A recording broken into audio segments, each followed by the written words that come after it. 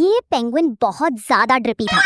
एक दिन एक छोटा पेंगुइन नकली चश्मा पहनकर स्नीकर स्टोर में घुसा और बोला, सारे एयर जॉर्डन्स पैक कर दो। हाँ? दुकानदार कुछ समझ पाता उससे पहले पेंगुइन 47 जोड़ी जॉर्डन्स लेकर भाग गया। वो पूरे शहर में चिल्ला रहा था, ड्रिप और ड्राउन। तभी पेंगुइन के पीछे पुलिस आ गई, लेकिन फिर पेंगुइन ने अपना बैग खोला और सारे पुलिस वालों को फ्री जॉर्डन्स दे दिए। एक पुलिस वाला जूता पहनकर बोला, अरे भाई ये तो फायर है। दूसरा पुलिस वाला बोला, गिरफ्तार बाद में करेंगे, पहले फिट चेक हो जाए। 5 मिनट बाद पूरी पुलिस पेंगुइन के साथ डांस कर रही थी।